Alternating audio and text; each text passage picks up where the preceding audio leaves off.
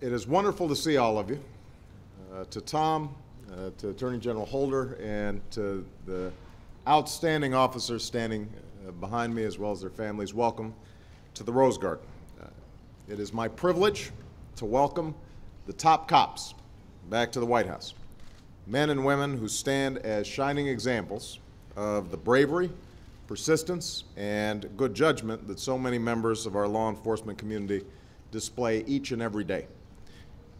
I think that Eric Holder has done an outstanding job at Justice Department, but part of the reason he's here is because one of his key jobs is supporting local law enforcement, and he truly appreciates the extraordinary service that local law enforcement does each and every day. We also have a couple of members of Congress here who I want to recognize, Representative Tim Ryan and Senator Max Baucus, who've been extremely supportive of local law enforcement efforts. To Tommy Nee and the other officers and board members from the National Association of Police Organizations, thank you for coming, and thanks for the great work that you do every day. And finally, I want to congratulate this year's top cops and their families. I think it's fair to say that the folks behind me never imagined they would be here today. If you asked them, these officers would say they were just professionals doing their jobs as best they could. And they'll tell you that there are thousands of law enforcement officers in every corner of this nation who are just as brave, just as dedicated, and just as capable as they are, and who would do the same thing if given the opportunity. And that's all true. But that's exactly what makes these officers and all of our men and women in uniform real heroes. It's the ability to put on a badge and go to work knowing the danger could be waiting right around the corner. It's the understanding that the next call could be the one that changes everything. And it's the knowledge that at any moment they could be called upon to stop a robbery, to participate in a high-speed chase, or to save a life. Some people haven't faced their moment yet, but whether it's by chance or by the hand of fate, these officers were tested. And when the moment came, they did what they were trained to do. The men and women here today have jumped into cars to rescue victims held at knife point. They've pulled trapped children from a burning car seconds before it was engulfed in flames.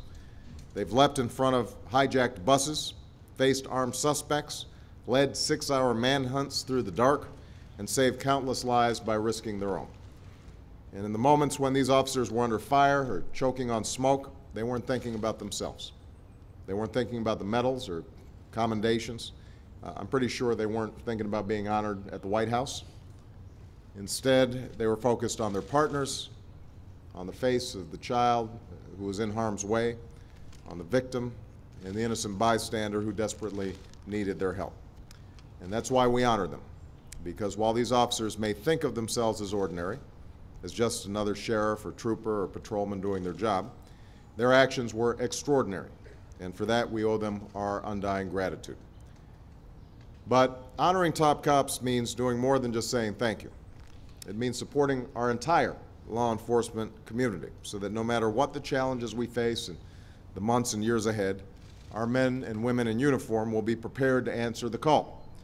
And that's why from the very beginning, my administration has been dedicated to giving state and local law enforcement the resources they need to get the job done. So far, $3.5 billion of the Recovery Act has gone to support local law enforcement. $1 billion for the COPS program alone.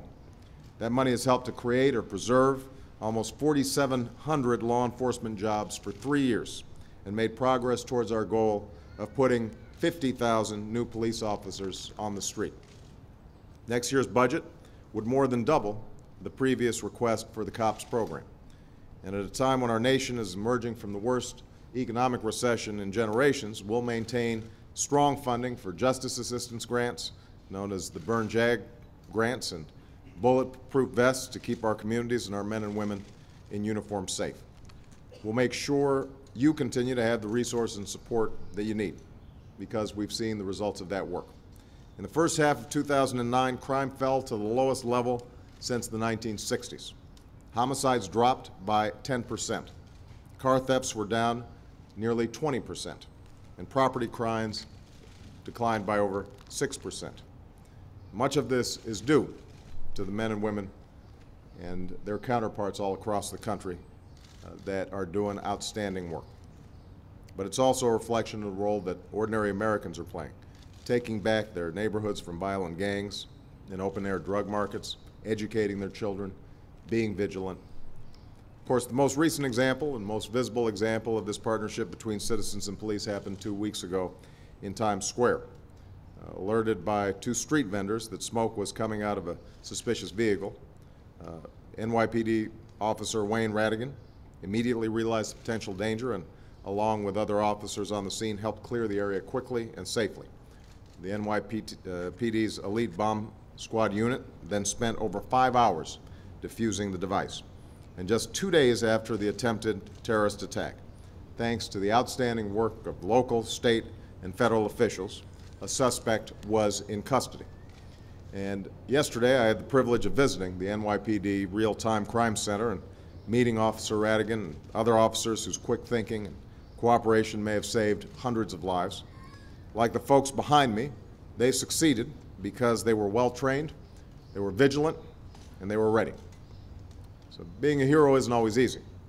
As Officer Ryan Jacobson, who's being honored here today, said of his own experience, it's one of those things in your life you can never prepare for fully and that you hope never happens again.